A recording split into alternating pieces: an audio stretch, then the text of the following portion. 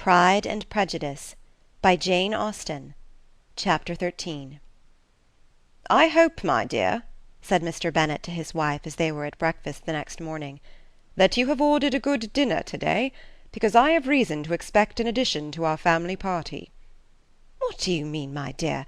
I know of nobody that is coming, I am sure, unless Charlotte Lucas should happen to call in, and I hope my dinners are good enough for her. I do not believe she often sees such at home."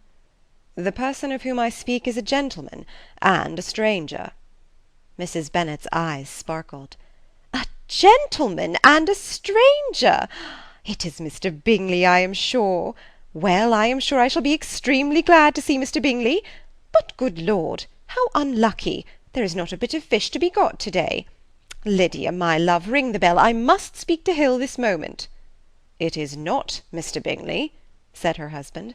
"It is a person whom I never saw in the whole course of my life." This roused a general astonishment, and he had the pleasure of being eagerly questioned by his wife and his 5 daughters at once.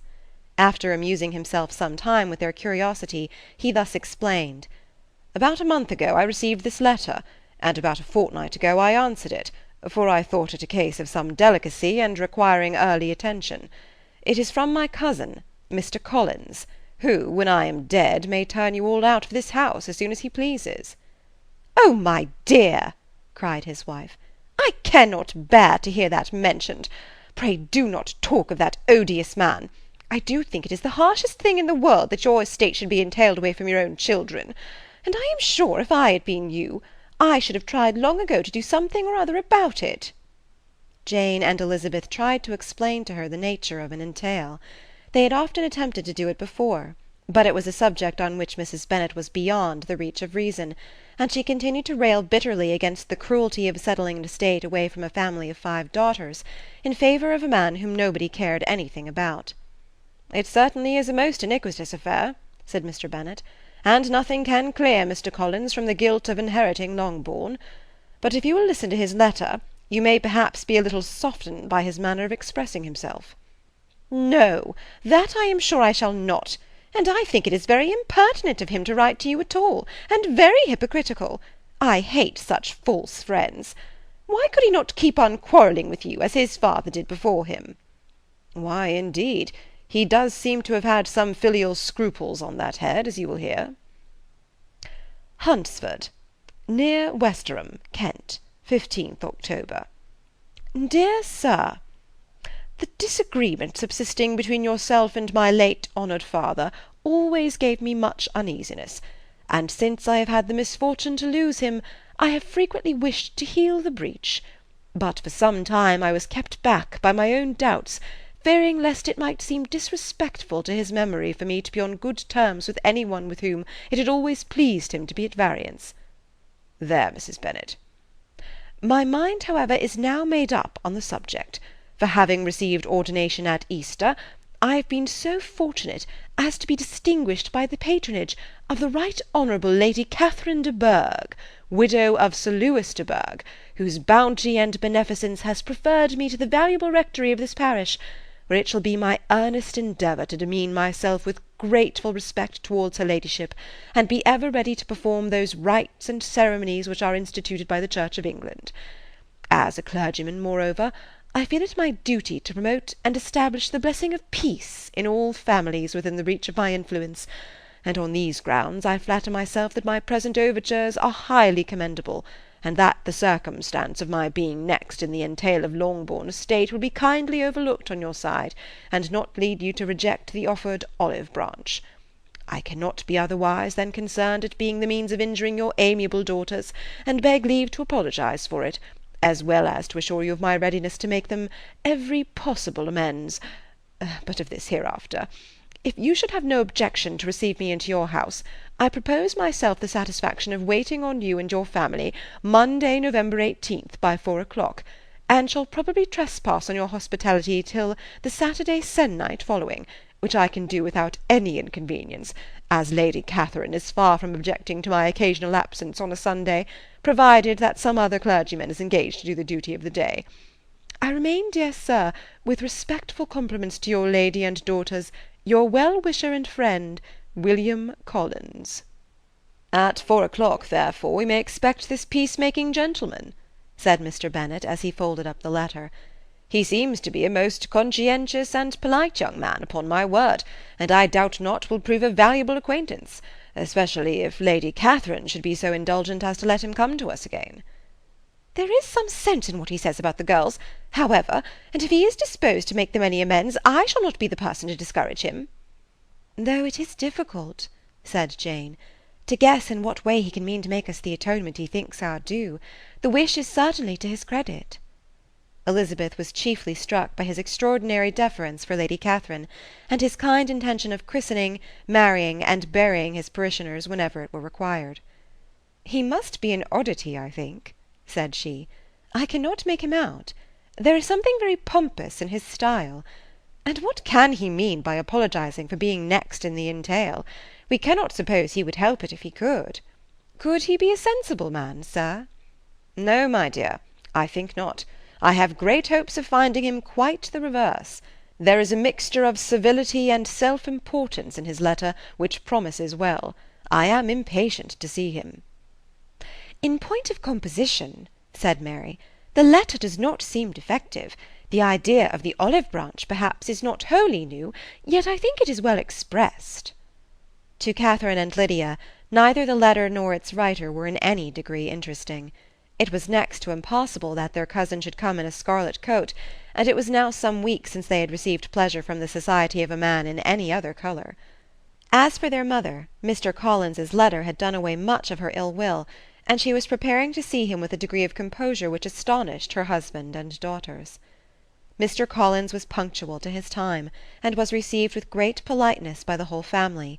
Mr. Bennet, indeed, said little, but the ladies were ready enough to talk, and Mr. Collins seemed neither in need of encouragement nor inclined to be silent himself. He was a tall, heavy-looking young man of 25. His air was grave and stately, and his manners were very formal. He had not been long seated before he complimented Mrs. Bennet on having so fine a family of daughters, said he had heard much of their beauty, but that in this instance fame had fallen short of the truth, and added that he did not doubt her seeing them all in due time disposed of in marriage. This gallantry was not much to the taste of some of his hearers, but Mrs. Bennet, who quarrelled with no compliments, answered most readily. "You are very kind, I am sure, and I wish with all my heart it may prove so, for else they will be destitute enough. Things are settled so oddly." "You allude, perhaps, to the entail of this estate." "Ah, sir, I do indeed. It is a grievous affair to my poor girls, you must confess. Not that I mean to find fault with you, for such things I know are all chance in this world. There is no knowing how estates will go when once they come to be entailed." "I am very sensible, madam, of the hardship to my fair cousins, and could say much on the subject, but that I am cautious of appearing forward and precipitate. But I can assure the young ladies that I come prepared to admire them. At present I will not say more, but perhaps when we are better acquainted—" He was interrupted by a summons to dinner, and the girls smiled on each other. They were not the only objects of Mr. Collins's admiration. The hall, the dining-room, and all its furniture, were examined and praised, and his commendation of everything would have touched Mrs. Bennet's heart, but for the mortifying supposition of his viewing it all as his own future property. The dinner, too, in its turn, was highly admired, and he begged to know to which of his fair cousins the excellency of its cooking was owing. But he was set right there by Mrs. Bennet, who assured him with some asperity that they were very well able to keep a good cook, and that her daughters had nothing to do in the kitchen. He begged pardon for having displeased her. In a softened tone she declared herself not at all offended, but he continued to apologize for about a quarter of an hour. End of Chapter 13. Pride and Prejudice, by Jane Austen. Chapter 14.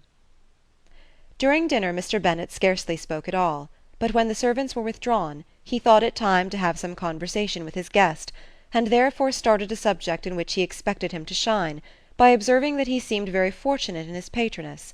Lady Catherine de Bourgh's attention to his wishes, and consideration for his comfort, appeared very remarkable. Mr. Bennet could not have chosen better. Mr. Collins was eloquent in her praise.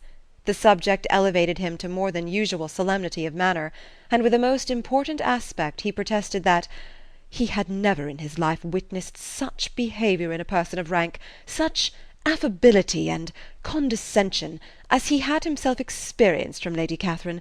She had been graciously pleased to approve of both of the discourses which he had already had the honour of preaching before her. She had also asked him twice to dine at Rosings, and had sent for him only the Saturday before to make up her pool of quadrille in the evening. Lady Catherine was reckoned proud by many people he knew, but he had never seen anything but affability in her. She had always spoken to him as she would to any other gentleman. She made not the smallest objection to his joining in the society of the neighbourhood, nor to his leaving the parish occasionally for a week or two to visit his relations. She had even condescended to advise him to marry as soon as he could, provided he chose with discretion, and had once paid him a visit in his humble parsonage, where she had perfectly approved all the alterations he had been making, and had even vouchsafed to suggest some herself, some shelves in the closet upstairs. "That is all very proper and civil, I am sure," said Mrs. Bennet, "and I dare say she is a very agreeable woman. It is a pity that great ladies in general are not more like her. Does she live near you, sir?"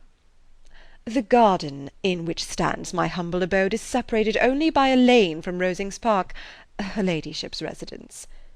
"I think you said she was a widow, sir. Has she any family?" "She has only one daughter, the heiress of Rosings, and of very extensive property." "Ah," said Mrs. Bennet, shaking her head, "then she is better off than many girls. And what sort of young lady is she? Is she handsome?" "She is a most charming young lady indeed. Lady Catherine herself says that, in point of true beauty, Miss de Bourgh is far superior to the handsomest of her sex, because there is that in her features which marks the young lady of distinguished birth. She is unfortunately of a sickly constitution, which has prevented her from making that progress in many accomplishments which she could not have otherwise failed of, as I am informed by the lady who superintended her education, and who still resides with them. But she is perfectly amiable, and often condescends to drive by my humble abode in her little phaeton and ponies." "Has she been presented? I do not remember her name among the ladies at court." "Her indifferent state of health unhappily prevents her being in town, and by that means, as I told Lady Catherine one day, has deprived the British court of its brightest ornament. Her ladyship seemed pleased with the idea, and you may imagine that I am happy on every occasion to offer those little delicate compliments which are always acceptable to ladies. I have more than once observed to Lady Catherine that her charming daughter seemed born to be a duchess, and that the most elevated rank, instead of giving her consequence, would be adorned by her. These are the kind of little things which please her ladyship, and it is a sort of attention which I conceive myself peculiarly bound to pay." "You judge very properly," said Mr. Bennet, "and it is happy for you that you possess the talent of flattering with delicacy. May I ask whether these pleasing attentions proceed from the impulse of the moment, or are they the result of previous study?" "They arise chiefly from what is passing at the time, and though I sometimes amuse myself with suggesting and arranging such little elegant compliments as may be adapted to ordinary occasions, I always wish to give them as unstudied an air as possible." Mr. Bennet's expectations were fully answered. His cousin was as absurd as he had hoped, and he listened to him with the keenest enjoyment, maintaining at the same time the most resolute composure of countenance, and, except in an occasional glance at Elizabeth, requiring no partner in his pleasure. By tea-time, however, the dose had been enough, and Mr. Bennet was glad to take his guest into the drawing-room again, and when tea was over, glad to invite him to read aloud to the ladies. Mr. Collins readily assented, and a book was produced, but on beholding it, for everything announced it to be from a circulating library, he started back, and, begging pardon, protested that he never read novels. Kitty stared at him, and Lydia exclaimed. Other books were produced, and after some deliberation he chose Fordyce's Sermons. Lydia gaped as he opened the volume, and before he had, with very monotonous solemnity, read 3 pages, she interrupted him with, "Do you know, mamma, that my uncle Phillips talks of turning away Richard, and if he does, Colonel Forster will hire him. My aunt told me so herself on Saturday. I shall walk to Meryton to-morrow to hear more about it, and to ask when Mr. Denny comes back from town." Lydia was bid by her 2 eldest sisters to hold her tongue, but Mr. Collins, much offended, laid aside his book and said, I have often observed how little young ladies are interested by books of a serious stamp, though written solely for their benefit. It amazes me, I confess, for certainly there can be nothing so advantageous to them as instruction. But I will no longer importune my young cousin." Then, turning to Mr. Bennet, he offered himself as his antagonist at backgammon. Mr. Bennet accepted the challenge, observing that he acted very wisely in leaving the girls to their own trifling amusements. Mrs. Bennet and her daughters apologized most civilly for Lydia's interruption, and promised that it should not occur again, if he would resume his book.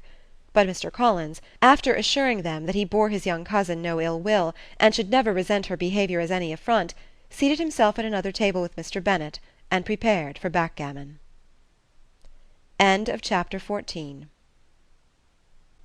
Pride and Prejudice, by Jane Austen. Chapter 15. Mr. Collins was not a sensible man, and the deficiency of nature had been but little assisted by education or society, the greatest part of his life having been spent under the guidance of an illiterate and miserly father; and though he belonged to one of the universities, he had merely kept the necessary terms, without forming at it any useful acquaintance. The subjection in which his father had brought him up had given him originally great humility of manner, but it was now a good deal counteracted by the self-conceit of a weak head, living in retirement, and the consequential feelings of early and unexpected prosperity. A fortunate chance had recommended him to Lady Catherine de Bourgh when the living of Hunsford was vacant, and the respect which he felt for her high rank, and his veneration for her as his patroness, mingling with a very good opinion of himself, of his authority as a clergyman, and his right as a rector, made him altogether a mixture of pride and obsequiousness, self-importance and humility. Having now a good house and a very sufficient income, he intended to marry, and in seeking a reconciliation with the Longbourn family he had a wife in view, as he meant to choose one of the daughters, if he found them as handsome and amiable as they were represented by common report. This was his plan of amends, of atonement, for inheriting their father's estate, and he thought it an excellent one, full of eligibility and suitableness, and excessively generous and disinterested on his own part. His plan did not vary on seeing them. Miss Bennet's lovely face confirmed his views, and established all his strictest notions of what was due to seniority, and for the first evening she was his settled choice. The next morning, however, made an alteration, for in a quarter of an hour's tête-à-tête with Mrs. Bennet before breakfast, a conversation beginning with his parsonage house, and leading naturally to the avowal of his hopes that a mistress might be found for it at Longbourn, produced from her, amid very complacent smiles and general encouragement, a caution against the very Jane he had fixed on. As to her younger daughters, she could not take upon her to say, she could not positively answer, but she did not know of any prepossession. Her eldest daughter she must just mention, she felt it incumbent on her to hint, was likely to be very soon engaged. Mr. Collins had only to change from Jane to Elizabeth, and it was soon done while Mrs. Bennet was stirring the fire. Elizabeth, equally next to Jane in birth and beauty, succeeded her, of course. Mrs. Bennet treasured up the hint, and trusted that she might soon have 2 daughters married, and the man whom she could not bear to speak of the day before was now high in her good graces. Lydia's intention of walking to Meryton was not forgotten. Every sister except Mary agreed to go with her, and Mr. Collins was to attend them, at the request of Mr. Bennet, who was most anxious to get rid of him, and have his library to himself, for thither Mr. Collins had followed him after breakfast, and there he would continue, nominally engaged with one of the largest folios in the collection, but really talking to Mr. Bennet, with little cessation, of his house and garden at Hunsford. Such doings discomposed Mr. Bennet exceedingly. In his library he had always been sure of leisure and tranquillity, and though prepared, as he told Elizabeth, to meet with folly and conceit in every other room of the house, he was used to be free from them there. His civility, therefore, was most prompt in inviting Mr. Collins to join his daughters in their walk, and Mr. Collins, being in fact much better fitted for a walker than a reader, was extremely pleased to close his large book and go. In pompous nothings on his side, and civil assents on that of his cousins, their time passed till they entered Meryton. The attention of the younger ones was then no longer to be gained by him. Their eyes were immediately wandering up in the street in quest of the officers, and nothing less than a very smart bonnet indeed, or a really new muslin in a shop window, could recall them. But the attention of every lady was soon caught by a young man whom they had never seen before, of most gentlemanlike appearance, walking with another officer on the other side of the way. The officer was the very Mr. Denny concerning whose return from London Lydia came to inquire, and he bowed as they passed. All were struck with the stranger's air, all wondered who he could be, and Kitty and Lydia, determined if possible to find out, led the way across the street, under pretence of wanting something in an opposite shop, and fortunately had just gained the pavement when the two gentlemen, turning back, had reached the same spot. Mr. Denny addressed them directly, and entreated permission to introduce his friend, Mr. Wickham, who had returned with him the day before from town, and he was happy to say had accepted a commission in their corps. This was exactly as it should be, for the young man wanted only regimentals to make him completely charming. His appearance was greatly in his favour. He had all the best part of beauty, a fine countenance, a good figure, and very pleasing address. The introduction was followed up on his side by a happy readiness of conversation, a readiness at the same time perfectly correct and unassuming, and the whole party were still standing and talking together very agreeably when the sound of horses drew their notice, and Darcy and Bingley were seen riding down the street. On distinguishing the ladies of the group, the two gentlemen came directly towards them and began the usual civilities.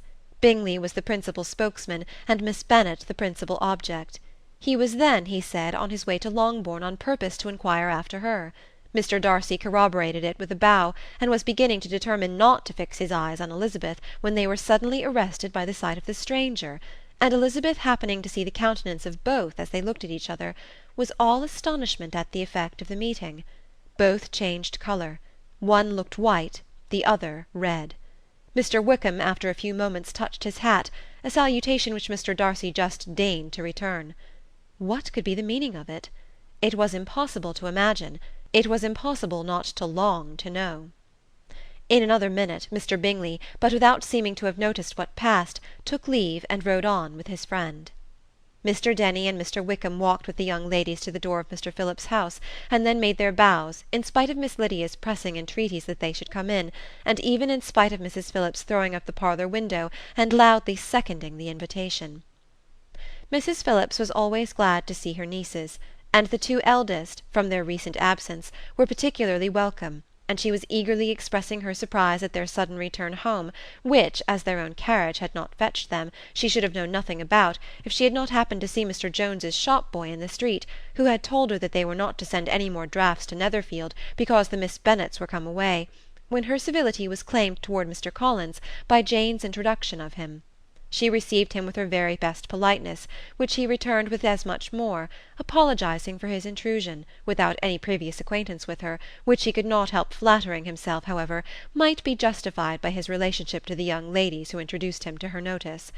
Mrs. Phillips was quite awed by such an excess of good breeding, but her contemplation of one stranger was soon put to an end by exclamations and inquiries about the other, of whom, however, she could only tell her nieces what they already knew, that Mr. Denny had brought him from London, and that he was to have a lieutenant's commission in the shire.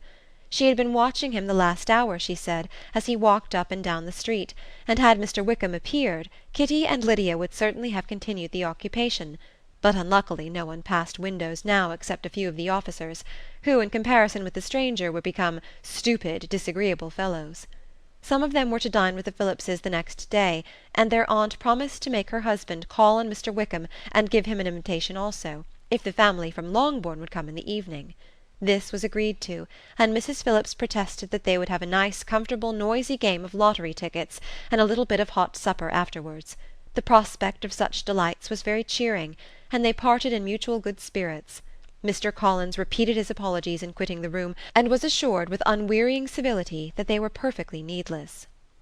As they walked home, Elizabeth related to Jane what she had seen pass between the two gentlemen, but though Jane would have defended either or both, had they appeared to be in the wrong, she could no more explain such behaviour than her sister. Mr. Collins, on his return, highly gratified Mrs. Bennet by admiring Mrs. Phillips's manners and politeness. He protested that, except Lady Catherine and her daughter, he had never seen a more elegant woman, for she had not only received him with the utmost civility, but even pointedly included him in her invitation for the next evening, although utterly unknown to her before. Something, he supposed, might be attributed to his connection with them, but yet he had never met with so much attention in the whole course of his life. Chapter 15. Pride and Prejudice, by Jane Austen. Chapter 16. As no objection was made to the young people's engagement with their aunt, and all Mr. Collins's scruples of leaving Mr. and Mrs. Bennet for a single evening during his visit were most steadily resisted, the coach conveyed him and his 5 cousins at a suitable hour to Meryton, and the girls had the pleasure of hearing, as they entered the drawing-room, that Mr. Wickham had accepted their uncle's invitation, and was then in the house. When this information was given, and they had all taken their seats, Mr. Collins was at leisure to look around him and admire, and he was so much struck with the size and furniture of the apartment that he declared he might almost have supposed himself in the small summer breakfast-parlour at Rosings, a comparison that did not at first convey much gratification. But when Mrs. Phillips understood from him what Rosings was, and who was its proprietor, when she had listened to the description of only one of Lady Catherine's drawing-rooms, and found that the chimney-piece alone had cost £800, she felt all the force of the compliment, and would hardly have resented a comparison with the housekeeper's room. In describing to her all the grandeur of Lady Catherine and her mansion, with occasional digressions in praise of his own humble abode, and the improvements it was receiving, he was happily employed until the gentlemen joined them, and he found in Mrs. Phillips a very attentive listener, whose opinion of his consequence increased with what she heard, and who was resolving to retail it all among her neighbours as soon as she could. To the girls, who could not listen to their cousin, and who had nothing to do but to wish for an instrument, and examine their own indifferent imitations of china on the mantelpiece, the interval of waiting appeared very long. It was over at last, however. The gentlemen did approach, and when Mr. Wickham walked into the room, Elizabeth felt that she had neither been seeing him before nor thinking of him since with the smallest degree of unreasonable admiration. The officers of the shire were in general a very creditable gentlemanlike set, and the best of them were of the present party, but Mr. Wickham was as far beyond them all in person, countenance, air, and walk, as they were superior to the broad-faced, stuffy Uncle Phillips, breathing port wine, who followed them into the room. Mr. Wickham was the happy man towards whom almost every female eye was turned, and Elizabeth was the happy woman by whom he finally seated himself, and the agreeable manner in which he immediately fell into conversation, though it was only on its being a wet night, made her feel that the commonest, dullest, most threadbare topic might be rendered interesting by the skill of the speaker. With such rivals for the notice of the fair as Mr. Wickham and the officers, Mr. Collins seemed to sink into insignificance. To the young ladies he certainly was nothing, but he had still at intervals a kind listener in Mrs. Phillips, and was, by her watchfulness, most abundantly supplied with coffee and muffin. When the card-tables were placed, he had the opportunity of obliging her in turn by sitting down to whist. "I know little of the game at present," said he, "but I shall be glad to improve myself, for in my situation in life—" Mrs. Phillips was very glad for his compliance, but could not wait for his reason. Mr. Wickham did not play at whist, and with ready delight was he received at the other table between Elizabeth and Lydia. At first there seemed danger of Lydia's engrossing him entirely, for she was a most determined talker, but being likewise extremely fond of lottery tickets, she soon grew too much interested in the game, too eager in making bets and exclaiming after prizes, to have attention for any one in particular.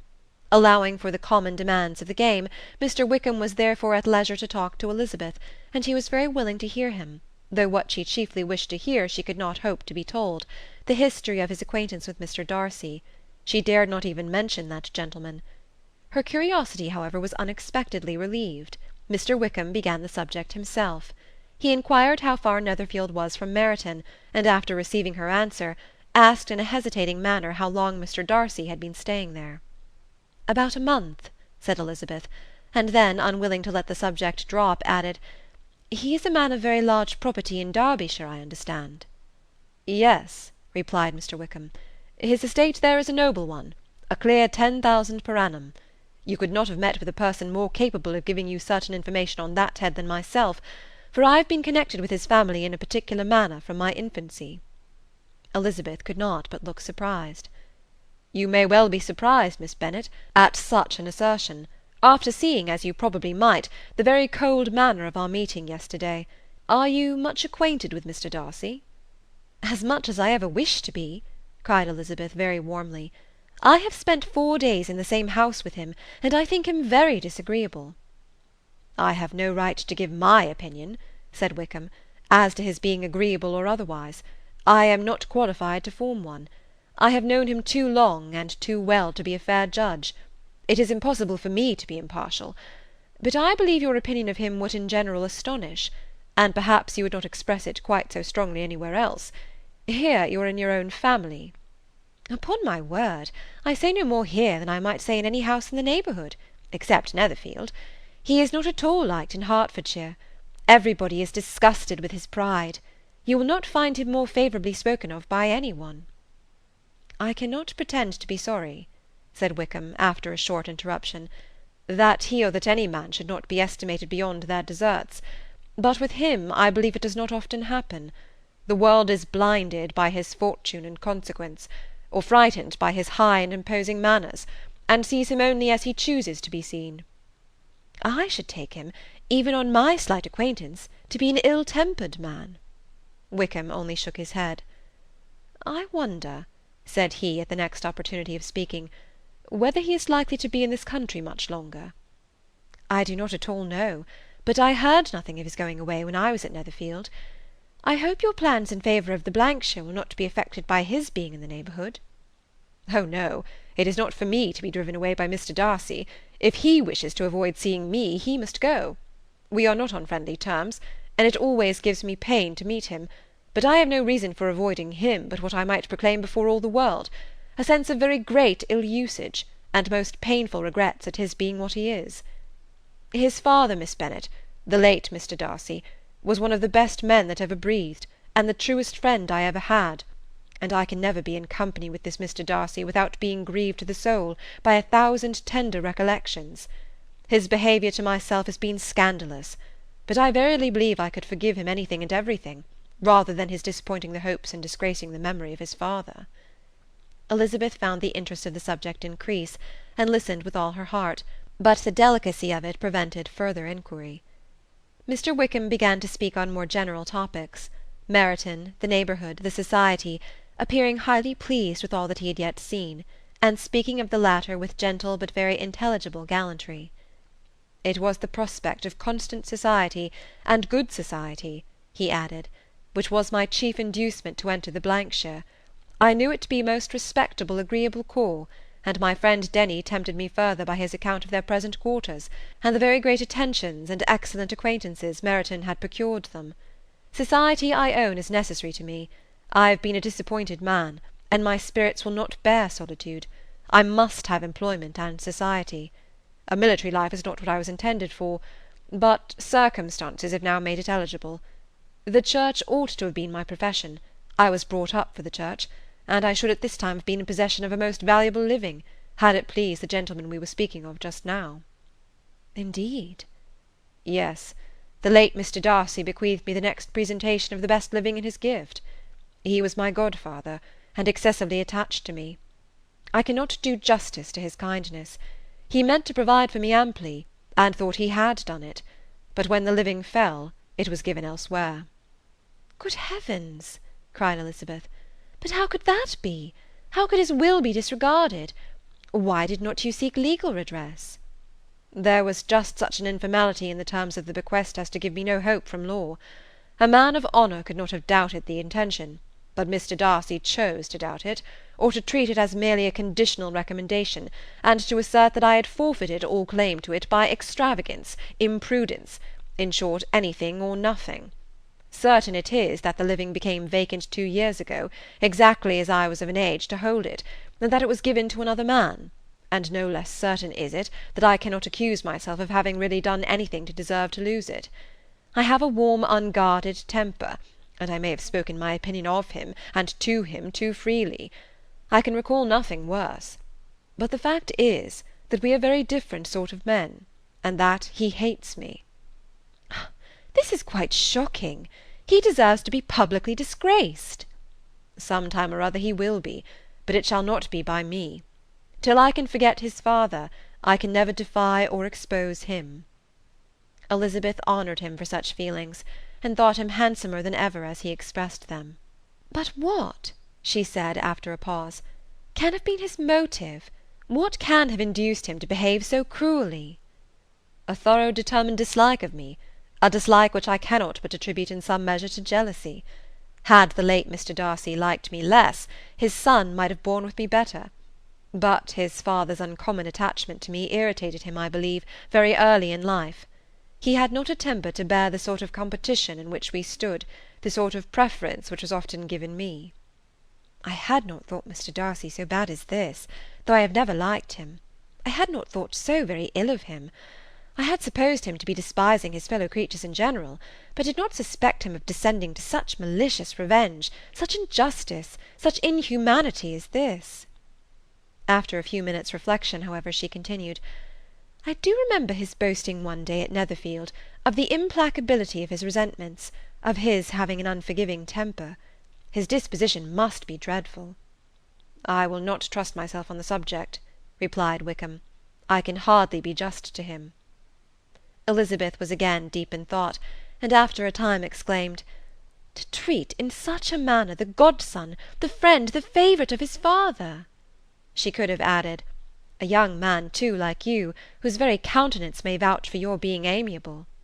But she contented herself with, "And one, too, who had probably been his companion from childhood, connected together, as I think you said, in the closest manner." "We were born in the same parish, within the same park.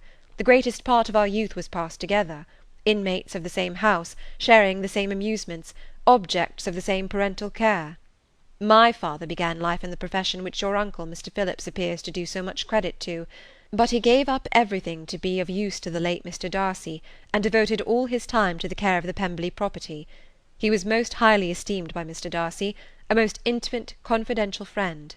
Mr. Darcy often acknowledged himself to be under the greatest obligations to my father's active superintendence, and when, immediately before my father's death, Mr. Darcy gave him a voluntary promise of providing for me, I am convinced that he felt it to be as much a debt of gratitude to him as of his affection to myself." "How strange!" cried Elizabeth. "How abominable! I wonder that the very pride of this Mr. Darcy has not made him just to you. If from no better motive, that he should not have been too proud to be dishonest, for dishonesty I must call it."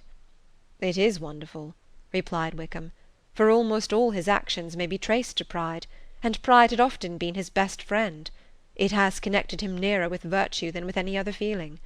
But we are none of us consistent, and in his behaviour to me there were stronger impulses even than pride." "Can such abominable pride as his have ever done him good?" "Yes.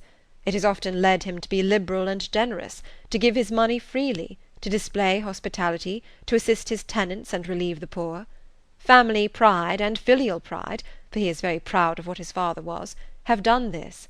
Not to appear to disgrace his family, or lose the influence of the Pemberley house, is a powerful motive. He has also brotherly pride, which with some brotherly affection makes him a very kind and careful guardian of his sister, and you will hear him generally cried up as the most attentive and best of brothers." "What sort of a girl is Miss Darcy?" He shook his head. "I wish I could call her amiable. It gives me pain to speak ill of a Darcy. But she is too much like her brother, very, very proud. As a child she was affectionate and pleasing, and extremely fond of me, and I have devoted hours and hours to her amusement. But she is nothing to me now.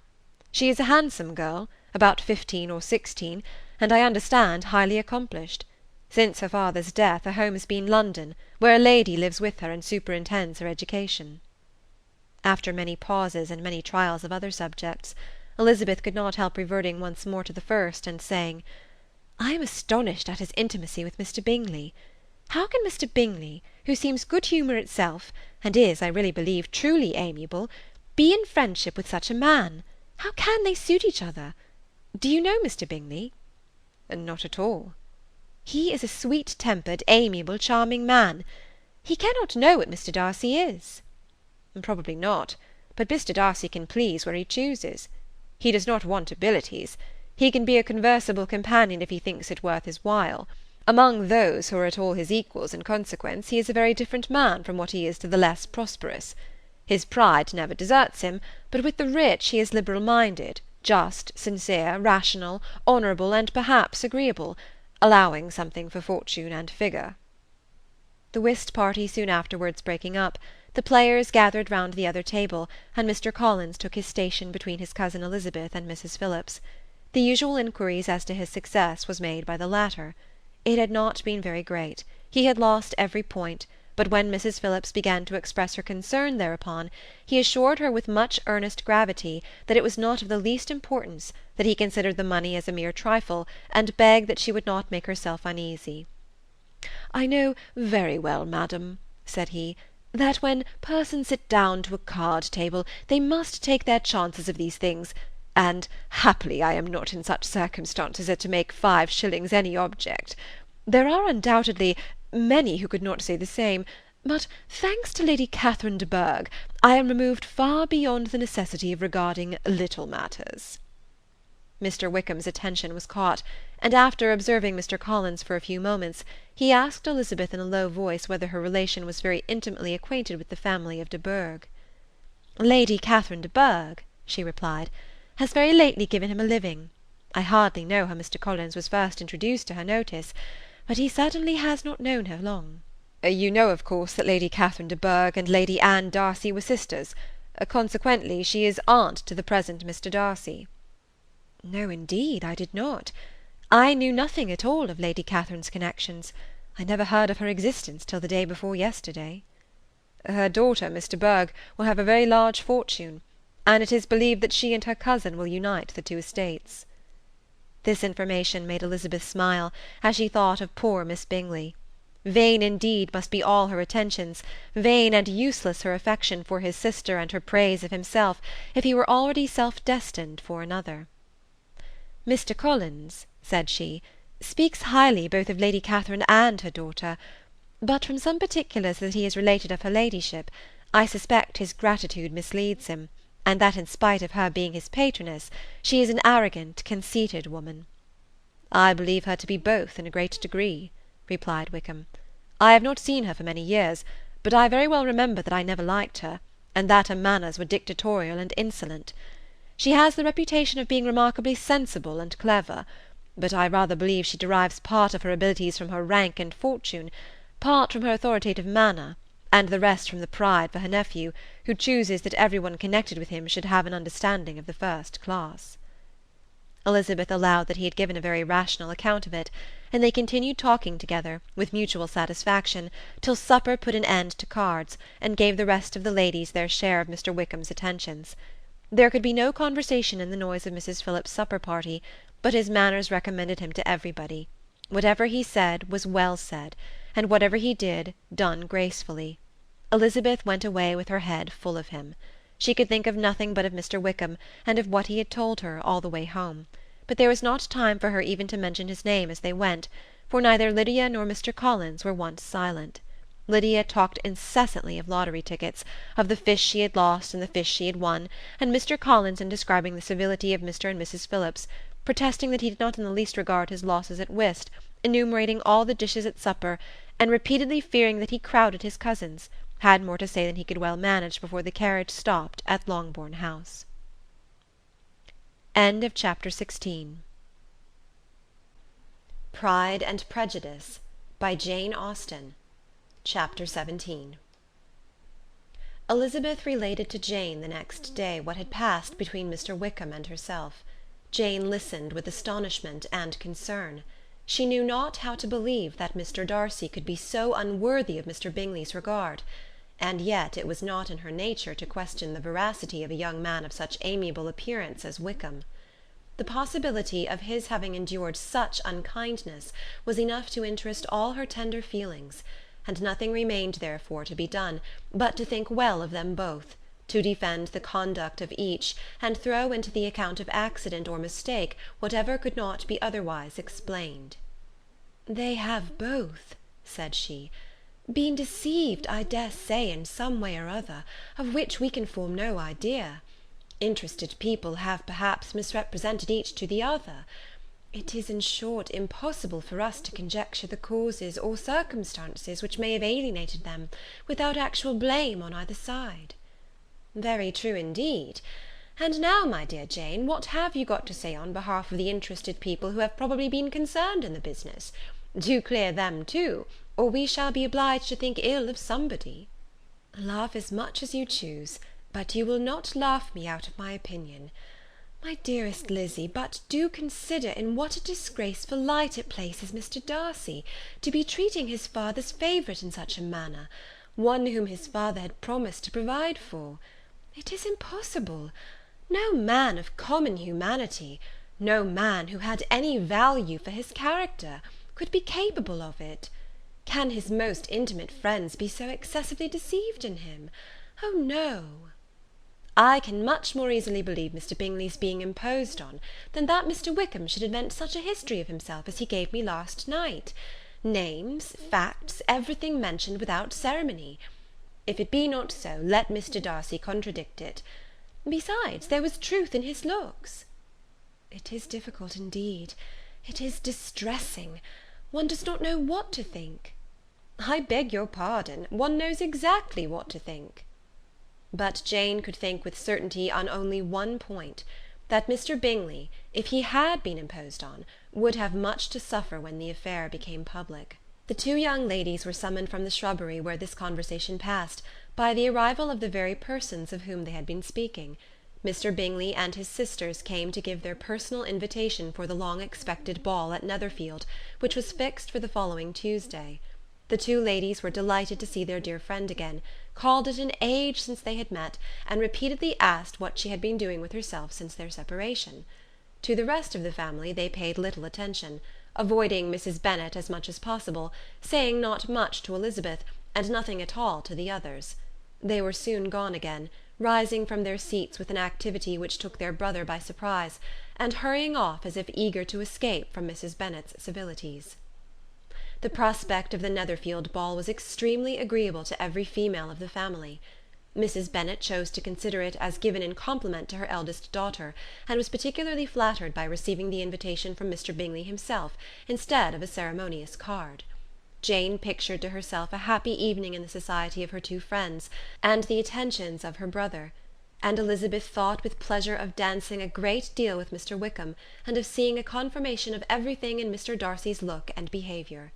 The happiness anticipated by Catherine and Lydia depended less on any single event or on any particular person, for though they each, like Elizabeth, meant to dance half the evening with Mr. Wickham, he was by no means the only partner who could satisfy them, and a ball was, at any rate, a ball. And even Mary could assure her family that she had no disinclination for it. "While I can have my mornings to myself," said she, "it is enough. I think it is no sacrifice to join occasionally in evening engagements. Society has claims on us all, and I profess myself one of those who consider intervals of recreation and amusement as desirable for everybody."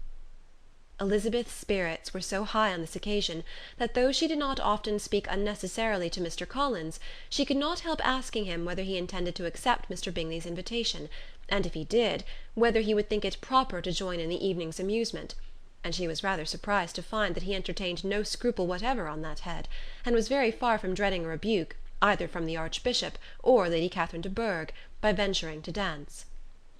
"I am by no means of the opinion, I assure you," said he, "that a ball of this kind, given by a young man of character, to respectable people, can have any evil tendency; and I am so far from objecting to dancing myself, that I shall hope to be honoured with the hands of all my fair cousins in the course of the evening; and I take this opportunity of soliciting yours, Miss Elizabeth, for the first two dances especially, a preference which I trust my cousin Jane will attribute to the right cause, and not to any disrespect for her."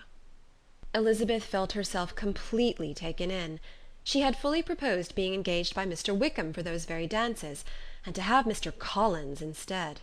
Her liveliness had never been worse timed. There was no help for it, however. Mr. Wickham's happiness and her own were perforce delayed a little longer, and Mr. Collins' proposal accepted with as good a grace as she could. She was not the better pleased with his gallantry from the idea it suggested of something more. It now first struck her that she was selected from among her sisters as worthy of being mistress of Hunsford Parsonage, and of assisting to form a quadrille table at Rosings, in the absence of more eligible visitors.